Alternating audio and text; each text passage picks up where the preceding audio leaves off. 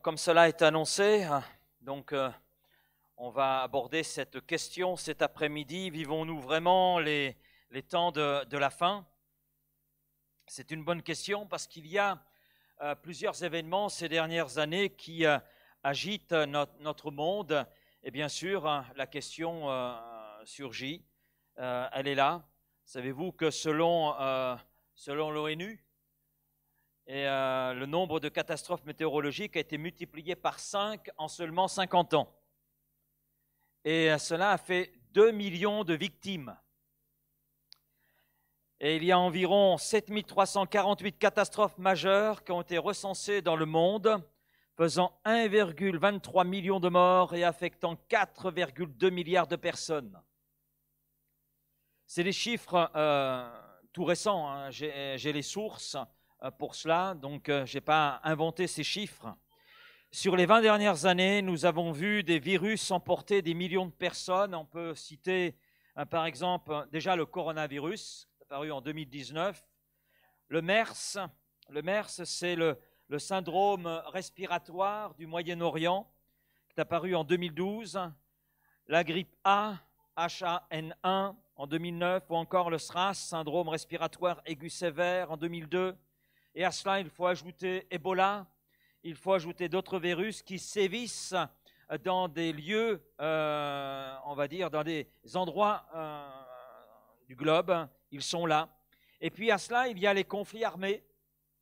Nos yeux se fixent sur l'Ukraine, mais l'Ukraine, ce n'est qu'une partie de cet iceberg dramatique, puisqu'il y a au total 11 conflits majeurs dans notre monde. Je dis conflits majeurs, parce qu'il y a d'autres conflits qui sont là. Donc, il y a 10 autres crises qui secouent le monde. Alors, devant tout cela, il y a bien sûr des questions qui fusent. Où va-t-on? Quel sens donner à tout ce qui arrive, à tout ce qui agite là, notre monde? Est-ce la fin du monde? Vivons-nous vraiment la fin du monde? Est-ce que nous sommes en plein dedans? Et nous nous apercevons que la peur est là, remplissant nombre de cœurs aujourd'hui en raison justement de cette incertitude dans laquelle notre monde se trouve aujourd'hui. Et vous savez, à chaque élection présidentielle, eh bien, le discours est souvent le même: ça ira mieux demain. Ça ira mieux demain. Et puis, il est ajouté: faites-nous confiance. Faites-nous confiance, ça ira mieux demain. Et puis, le demain est là. Le demain devient aujourd'hui et finalement, rien n'a changé. Absolument rien. On voit rien de mieux, bien au contraire. Et il suffit pour cela de regarder un petit peu dans notre pays. Par exemple, la Fondation Abbé Pierre estime à 330 000 le nombre de personnes sans domicile en France. Ce qui veut dire que depuis 2012, il y a une augmentation de 130%.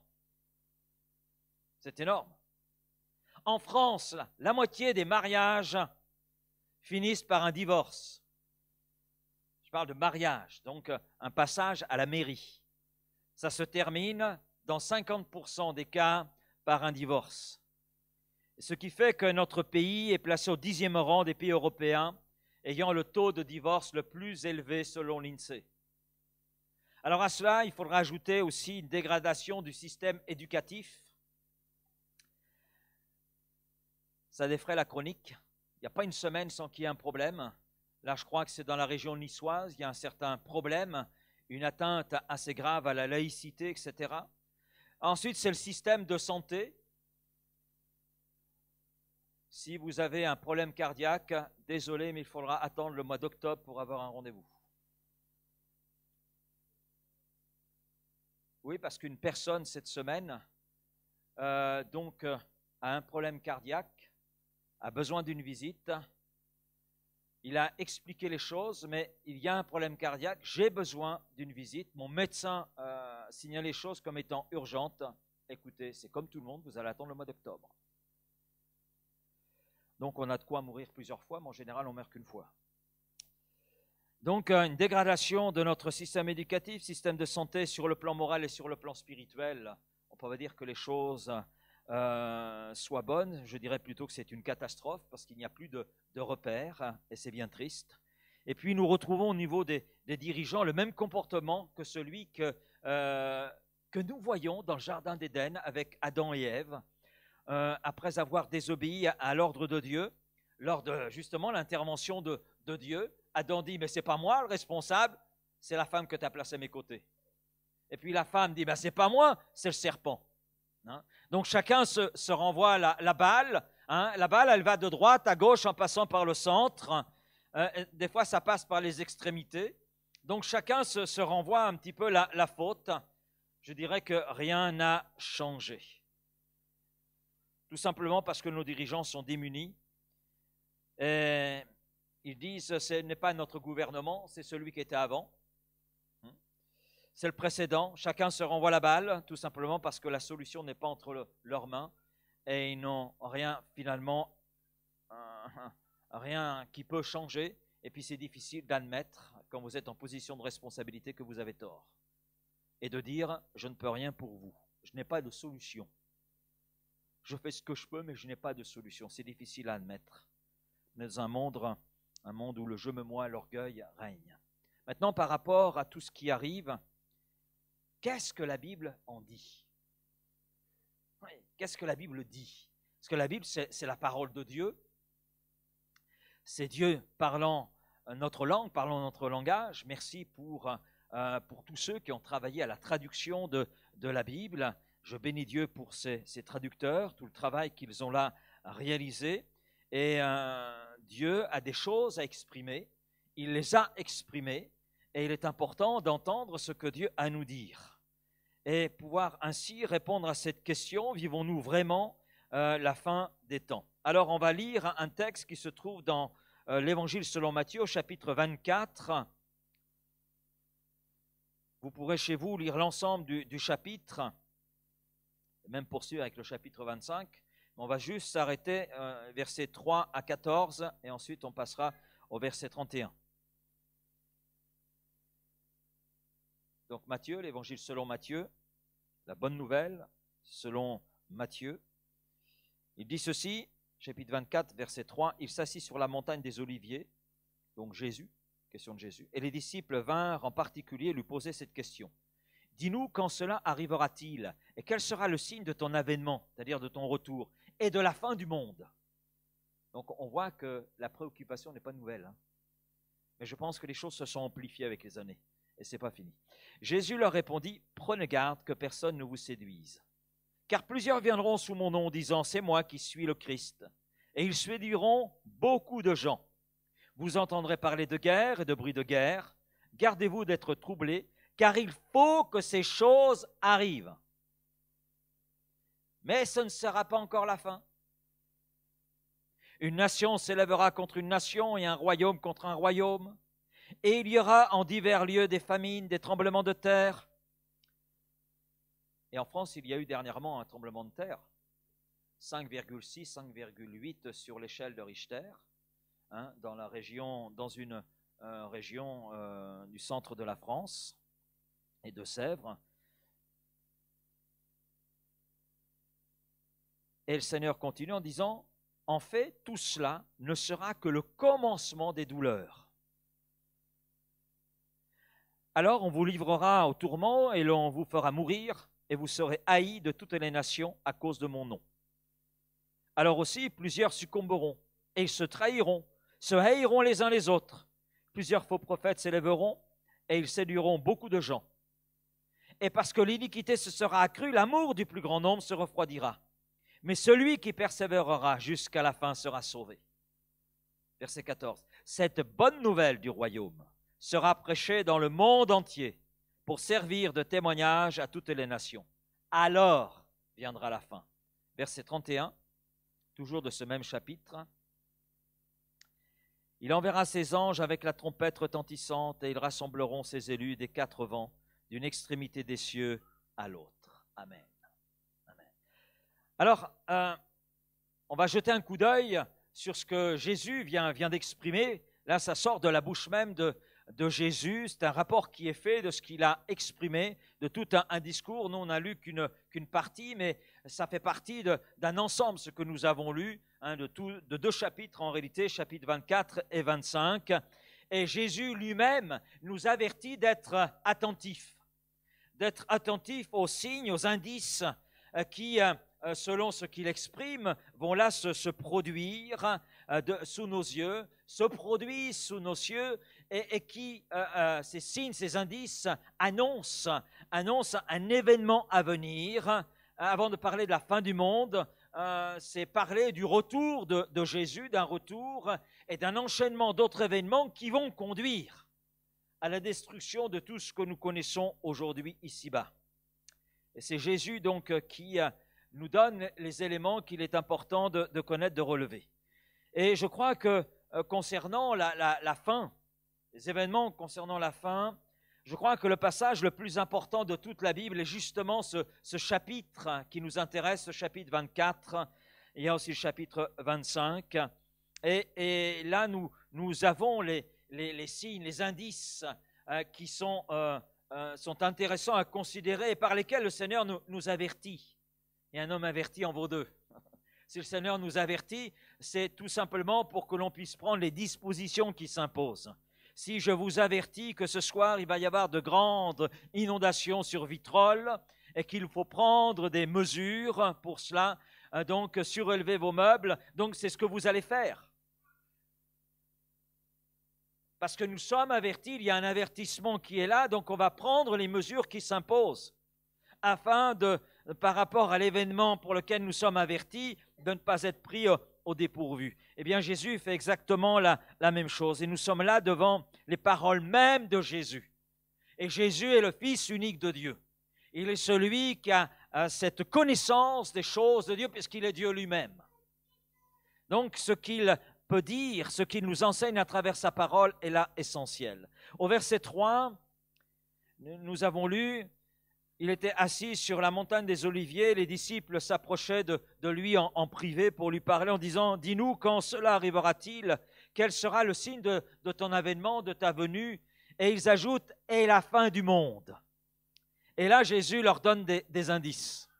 Des indices. Parce que la question reste posée encore aujourd'hui. Dernièrement, quelqu'un m'a dit: « Mais on assiste à quelque chose qui est vraiment particulier. Est-ce la fin du monde ? » Est-ce la fin du monde? J'ai répondu: nous sommes en route. Nous sommes en route et je pensais justement à ce passage de Jésus, quelques versets que nous avons lus parmi d'autres. Le premier indice que nous avons, c'est au verset 5.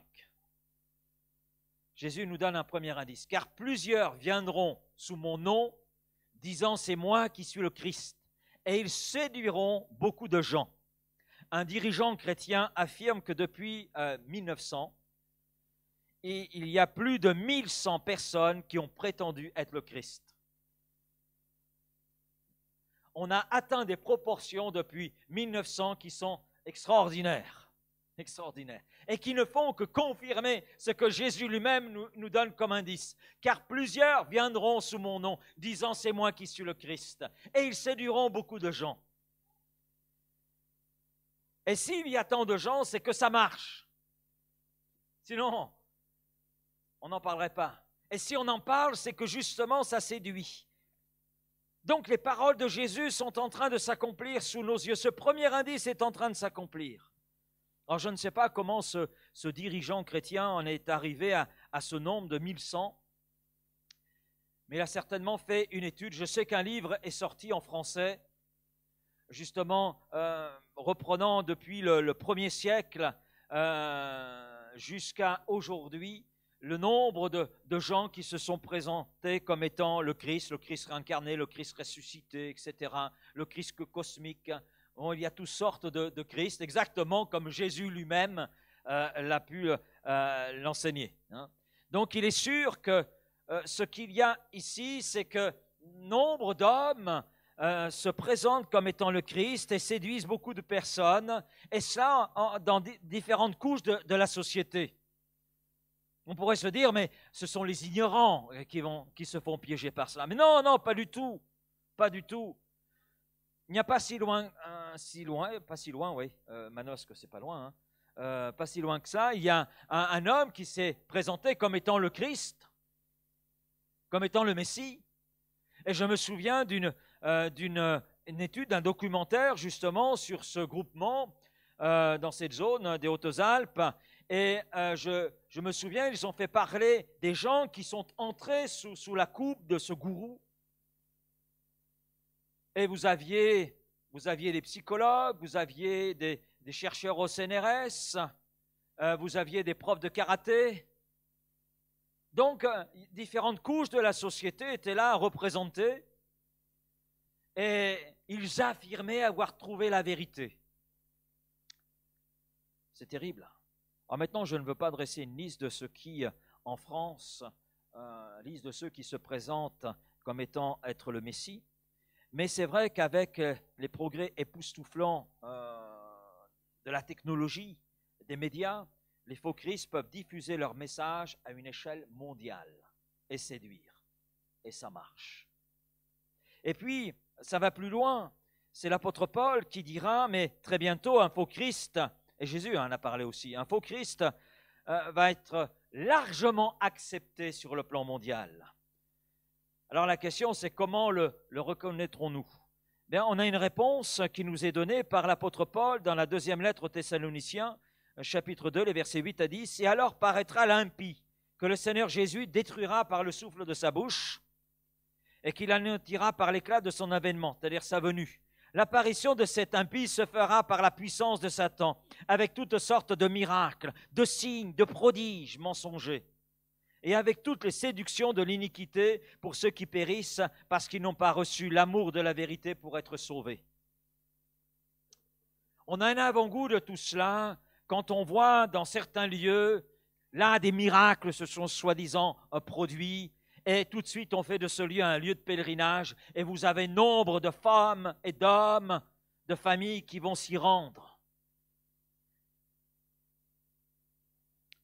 On a tel lieu en France, il n'y a pas qu'en France, il y a dans d'autres pays.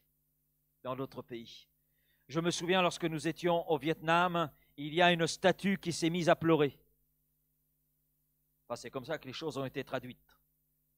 Et là, vous avez de tout le pays des cars entiers qui sont arrivés. Des cars entiers pour adorer cette statue.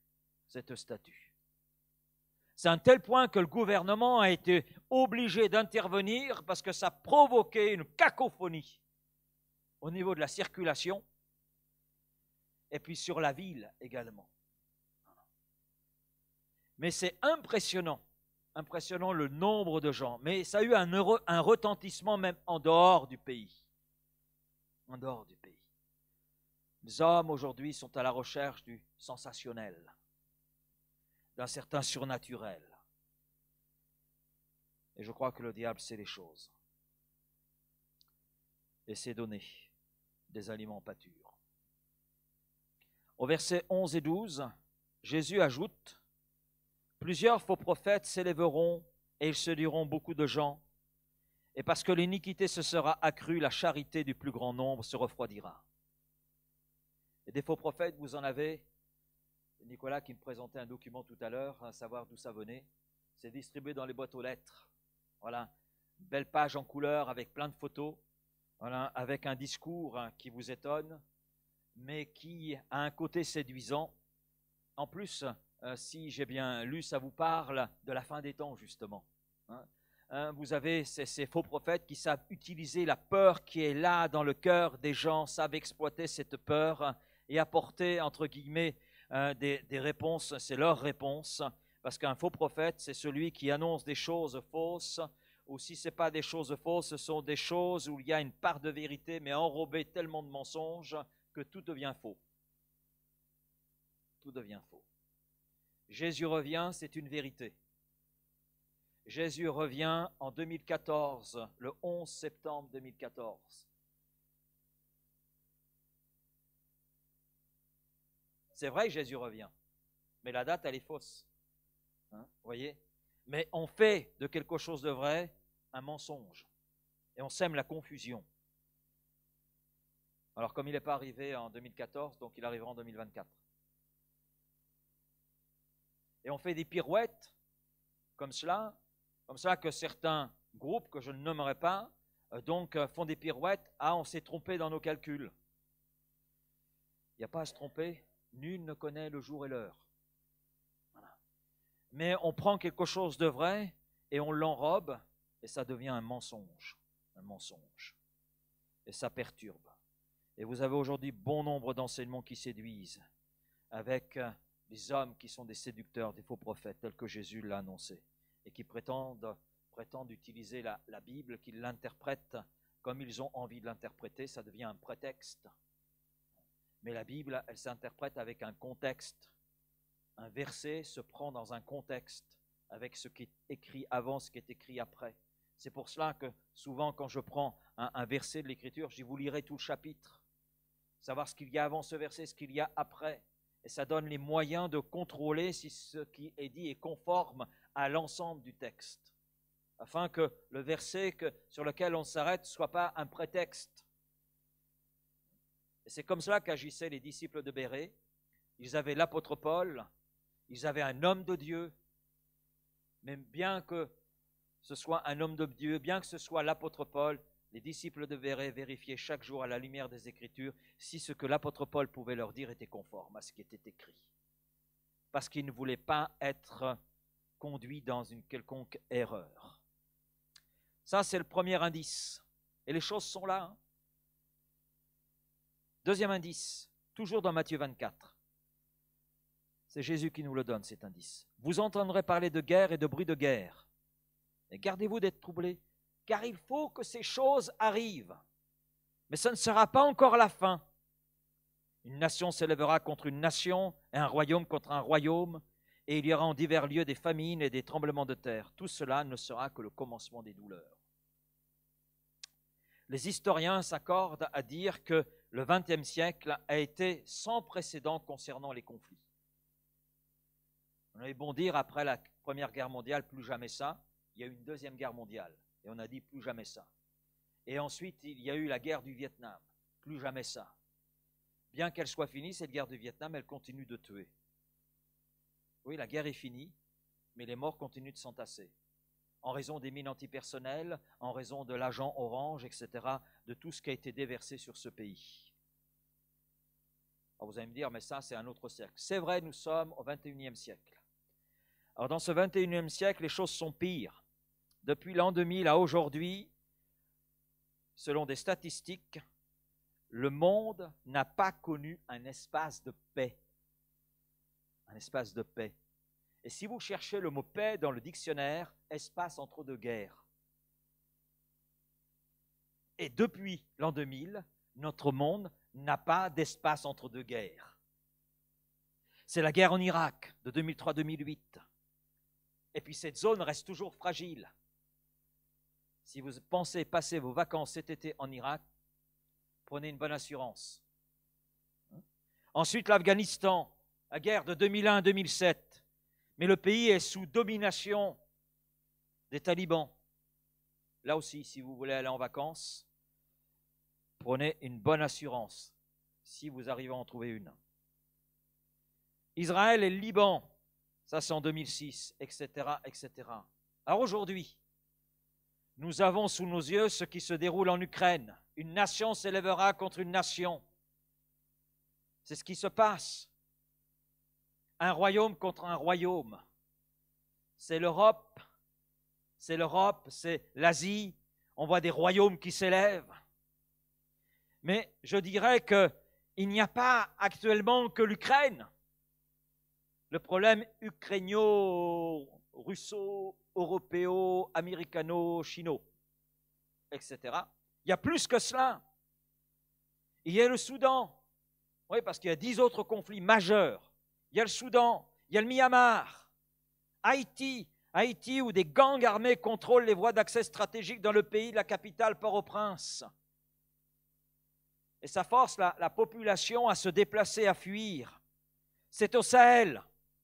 Le Sahel, c'est un ensemble de pays. Et puis c'est la Corne d'Afrique. Vous savez, la Corne d'Afrique? L'Éthiopie, Somalie, Mozambique, toute cette zone. C'est conflictuel. Là, je vous donne les pays où il n'est pas bon d'aller en vacances. Parce que c'est un peu trop explosif.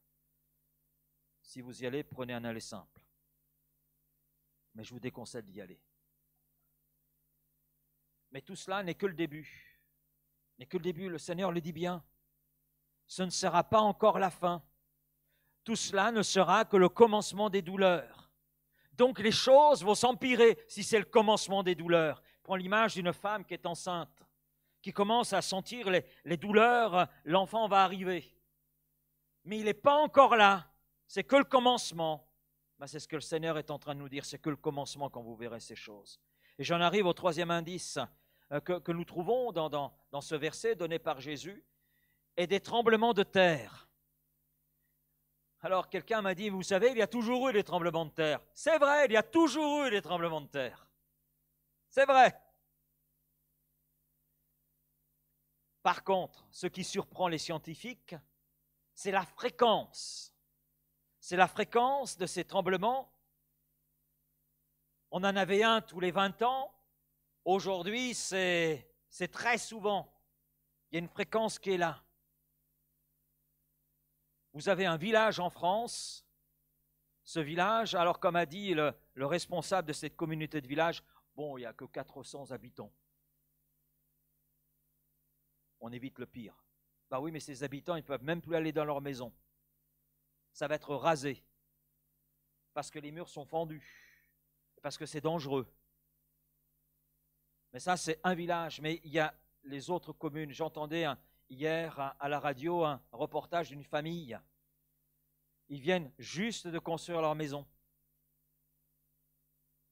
Eh bien, aujourd'hui, ils doivent abandonner cette maison. Et c'est 70 maisons dans cette ville, dans cette petite ville. C'est terrible, c'est terrible. Mais ça, c'est simplement chez nous. Mais quand on suit l'actualité, les choses se déroulent dans d'autres pays. Il y a un trou, je ne sais plus dans quel pays, un trou béant qui est apparu. On ne sait même pas comment c'est apparu. Voilà.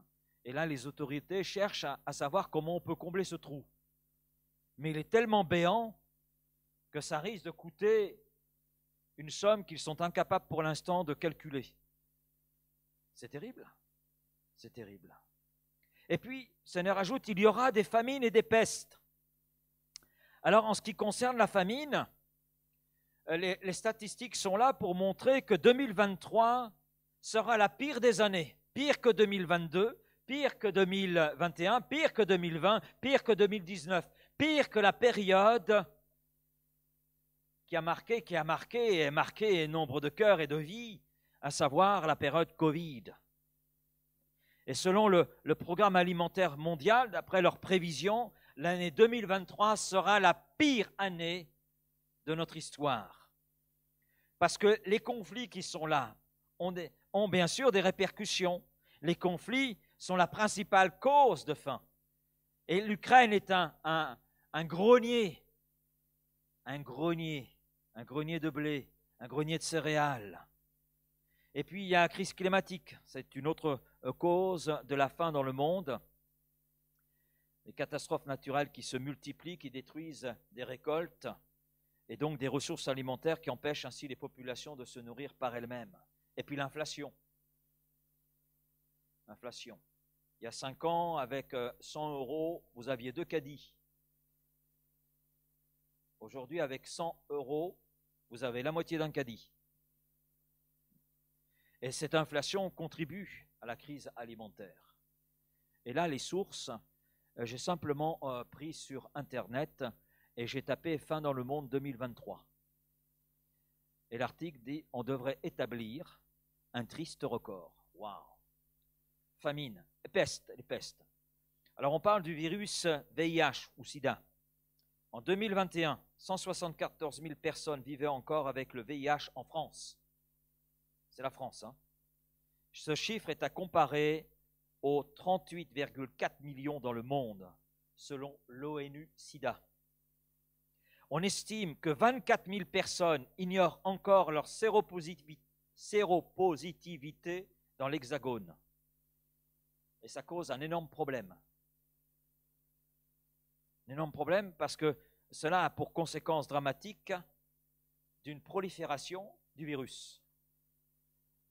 virus. 24 000 personnes, c'est une estimation, on estime à. Et puis vous avez 650 000 personnes dans le monde qui sont mortes du sida en 2021. Ça veut dire 74 personnes toutes les heures.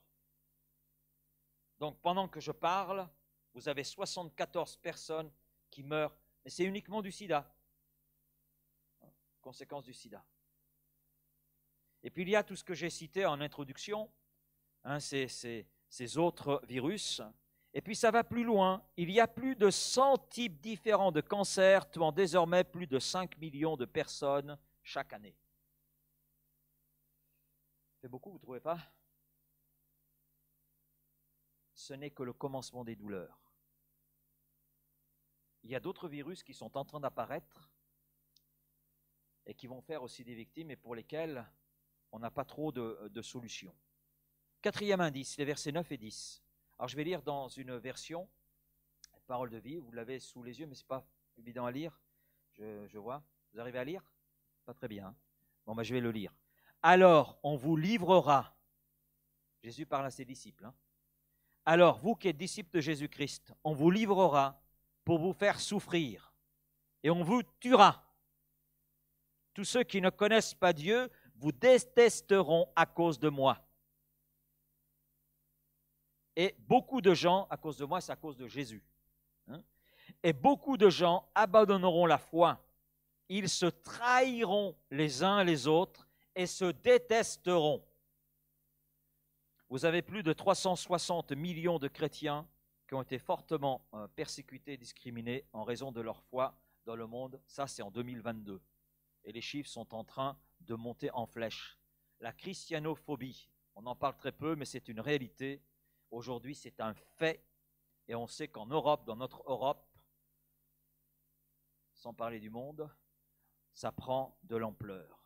Et une ampleur pour laquelle les politiciens et autres sont muets. Et être chrétien, ça signifie lire la Bible, ça signifie aimer Jésus-Christ, le reconnaître comme son Seigneur et Sauveur, suivre ses enseignements. Et tout cela aujourd'hui devient inacceptable dans nombre de pays.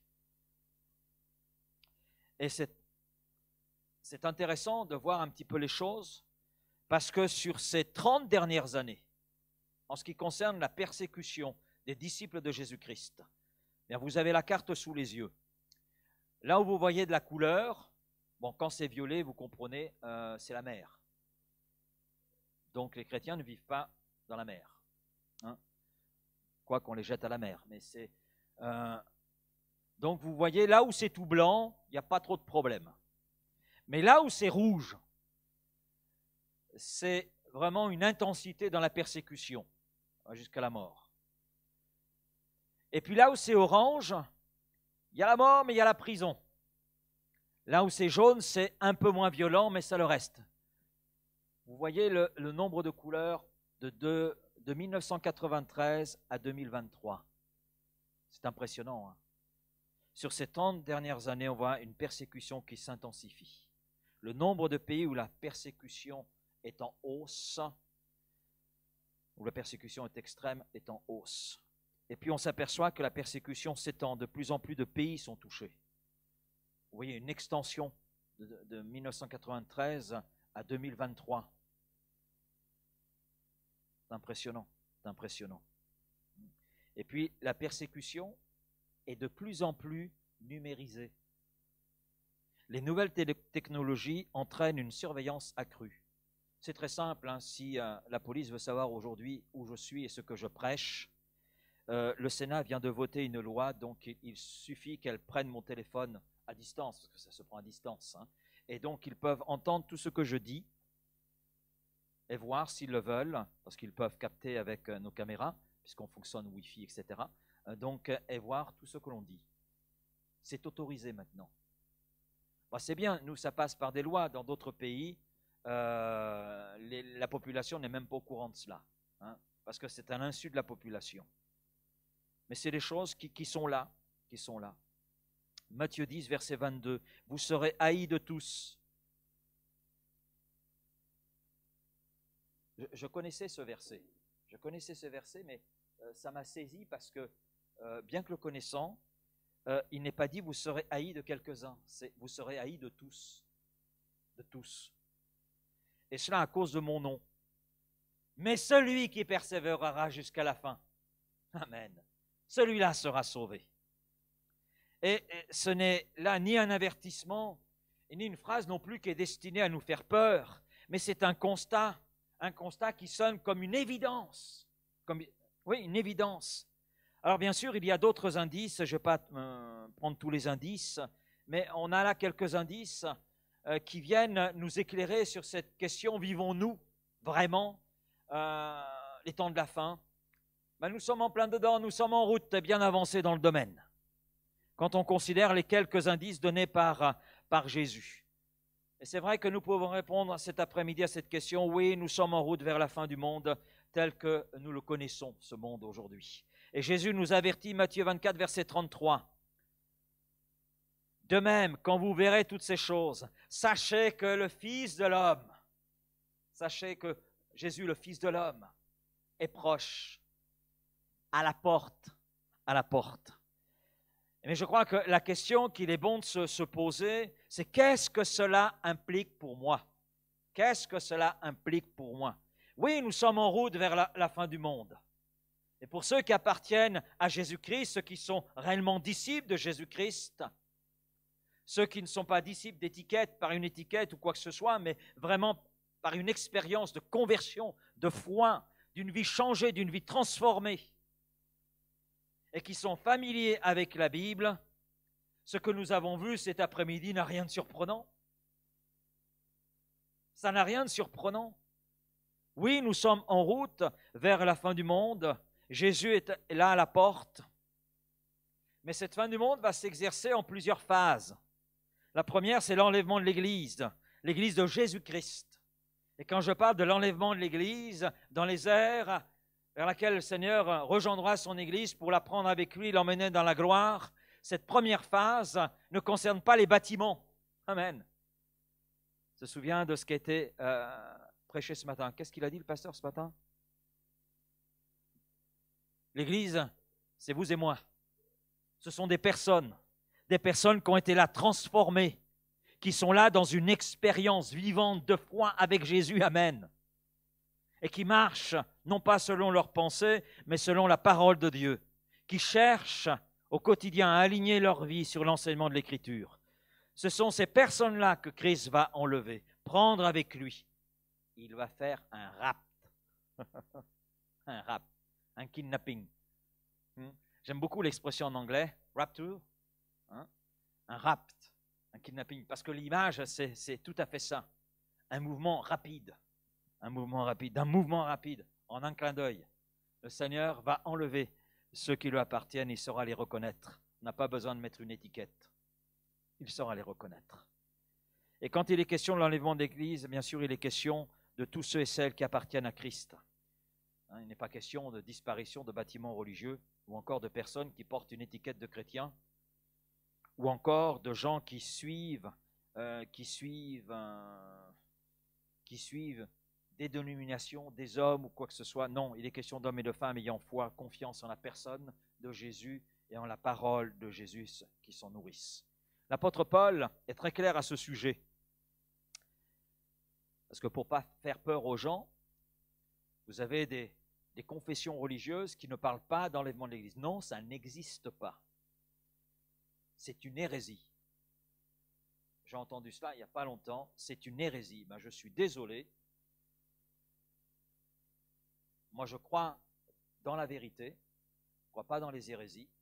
Et je crois en l'enlèvement de l'Église parce que Jésus en parle et parce que les apôtres en parlent. Et celui qui en parle très bien et de façon très claire et très précise, c'est l'apôtre Paul. 1 Thessaloniciens, chapitre 4, verset 13. « Nous ne voulons pas, frères, que vous soyez dans l'ignorance au sujet de ceux qui dorment, afin que ne vous affligiez pas comme les autres qui n'ont point d'espérance. Car si nous croyons que Jésus est mort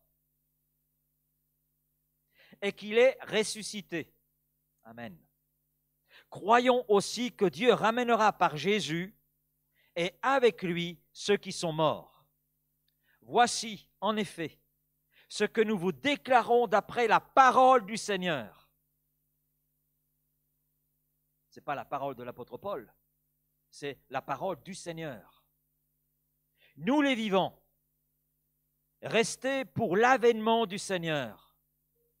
Nous ne devancerons pas ceux qui sont morts, car le Seigneur lui-même a un signal donné à la voix d'un archange et au son de la trompette de Dieu, descendra du ciel, et les morts en Christ ressusciteront premièrement.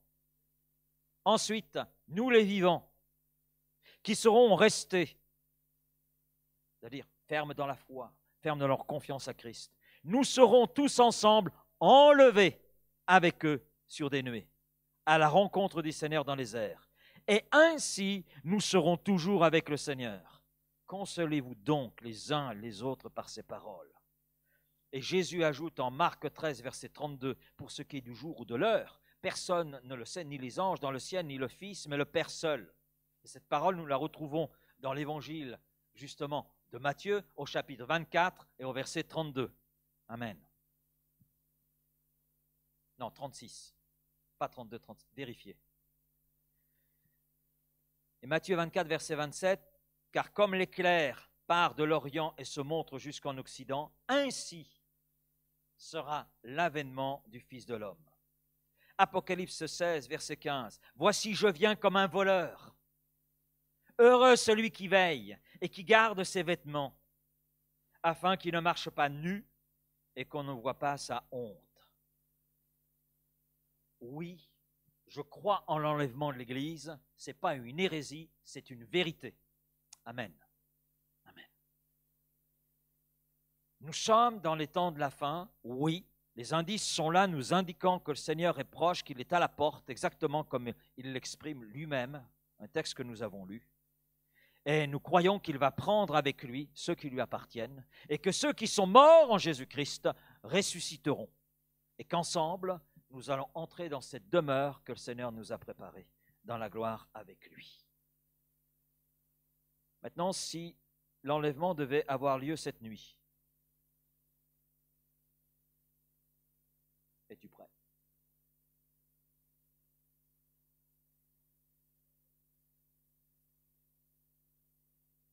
Quand j'ai dit ça un jour, quelqu'un m'a dit, mais depuis le temps qu'on en parle, oui, parce que Dieu use de patience envers le pécheur pour qu'il se repente. Et pour éviter que quand l'événement va se produire, qu'il reste là à grincer des dents, de peur, réalisant l'occasion qui a été ratée, les opportunités qui lui ont été données et qu'il a ratées. Tout cela par orgueil. Oui, si l'enlèvement devait avoir lieu cette nuit, es-tu prêt? Nous devons nous tenir prêts en tout temps. C'est pour cette raison que l'apôtre Paul a écrit ces paroles à ses lecteurs dans 1 Thessaloniciens chapitre 5 verset 6. Ne dormons pas comme les autres, mais veillons et soyons sobres. Ne dormons pas comme les autres, ça veut dire retenons les avertissements de Christ. Retenons ces choses. Retenons-les. Ne remettons pas à demain ce que nous savons devoir faire maintenant. Ne nous reposons pas sur une foi morte, car Jésus le dit, « Je connais tes œuvres, je sais que tu n'es ni froid ni bouillant. Puisses-tu être froid ou bouillant? Ainsi, parce que tu es tiède, que tu n'es ni froid ni bouillant, je te vomirai de ma bouche. » Apocalypse chapitre 3, verset 15. Alors je dirais ceci, si tu ne t'es pas repenti de tes péchés, c'est maintenant que tu es invité à le faire. Parce que le demain ne t'appartient pas.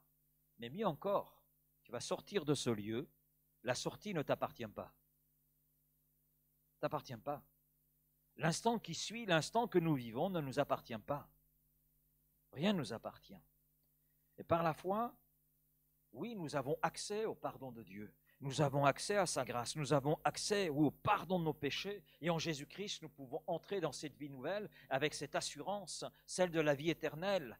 Celle, oui, Jésus revient et je serai avec lui à cause du positionnement qui est le mien, parce que je le reconnais comme mon Seigneur et Sauveur et parce que je lui appartiens. Mais il y a une autre implication de l'attente de son retour, c'est que nous devrions, amen, relever la tête, disciples de Jésus-Christ, relevez la tête.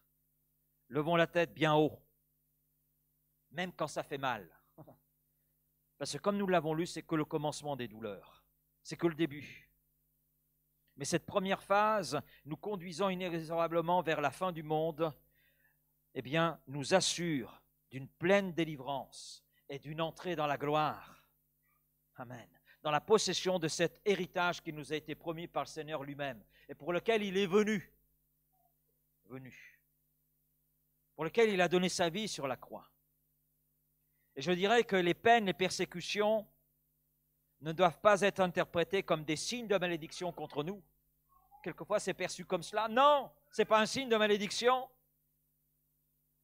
Mais ce sont des épreuves qui sont là et que le Seigneur permet et pour lesquelles il nous donne les moyens de les traverser et dans lesquelles il nous faut être patients parce que ce qu'il a promis va s'accomplir, se réaliser et parce que c'est lui qui sait nous garder fermes dans ces temps difficiles.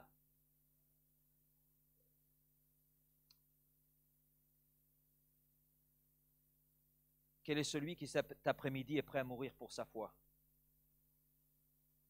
Personne. Personne. Non? On n'est pas prêt à cela. On n'imagine pas ce que ça représente. Mais beaucoup de gens qui ont traversé et qui traversent la persécution ne pensaient pas être capables de traverser tout ce qu'ils ont traversé, mais ils ont pu le faire parce que le Seigneur était avec eux. Parce que le Seigneur tenait leurs mains. Shadrach, Meshach, Abednego, dans la fournaise ardente, ils ne pensaient pas en sortir vivants et ils l'expriment. Dieu peut nous sauver, il n'y a pas de souci. Dieu peut faire que l'on brûle, mais peut faire qu'on en sorte vivant. Pour eux, ils avaient pleinement confiance dans le plan de Dieu. Si Dieu veut que l'on meure, on mourra, mais si Dieu ne le veut pas, on en sortira vivant. Et ils en sont sortis vivants. Ils en sont sortis vivants. Parce que le Seigneur était avec eux, et je crois que le Seigneur est avec nous, du moins avec tous ceux qui se confient en lui. Nous sommes sûrs qu'il règne aujourd'hui. Nous sommes sûrs que ses promesses de bénédiction vont s'accomplir pour ceux qui croient en lui, pour ceux qui obéissent à sa parole. Même si nous ne voyons pas encore toutes ces bénédictions, et même si nous ne pouvons pas prédire comment va se dérouler les choses dans les détails, peu importe, l'essentiel c'est de savoir que celui en qui nous nous confions a la capacité, a le pouvoir de nous tenir. Amen. C'est vrai, on ne peut pas prévoir tous les détails concernant l'avenir, et peu importe, mais soyons assurés que le Seigneur Jésus, notre roi, reviendra. Ça, c'est une certitude. Et que d'ici là, il sera toujours fidèle à ses promesses, toujours fidèle à son alliance, à cette alliance que nous avons scellée le jour où nous lui avons confié notre vie et le jour où nous sommes passés par les eaux du baptême, où nous nous sommes identifiés à cette mort de Jésus et identifiés à sa résurrection. Là, nous avons signé une alliance. Et le Seigneur est celui qui respecte son alliance et jusqu'au bout, à la virgule près. Amen. Il en a le pouvoir, il en a l'autorité, alors nous pouvons être sûrs d'être gardés. Et pour toi qui n'as pas encore fait la paix avec le Seigneur, n'attends pas demain, n'attends pas l'après je ne sais quoi, c'est maintenant. Aujourd'hui est un jour de salut. Aujourd'hui. C'est simplement l'instant présent qui t'appartient. Alors n'attends pas demain. Seigneur Père, merci pour ta parole cet après-midi. Merci parce que tu es là avec nous. Merci Seigneur parce que je crois que tu veux nous rappeler. Tu avertis tes disciples et à travers tes disciples, c'est nous que tu avertis. Oui Seigneur, tu nous donnes les indices effectivement liés à cette question. Vivons-nous vraiment les temps de la fin? Oui, nous sommes en plein dedans. En plein dedans. Et comme tu nous le dis, ce n'est que le commencement. Tu es à la porte. Tu es proche, tu es là à la porte. Tu es à la porte pour enlever ceux qui t'appartiennent, pour les transporter jusque dans la gloire. Seigneur, merci, parce que cette espérance, elle est là dans notre cœur, et cette espérance s'appuie sur ce qui est écrit, et nous croyons que ce qui est écrit est la vérité, et que ce qui est écrit, tu l'accomplis. Tout ce qui concerne la première venue de Jésus s'est accompli.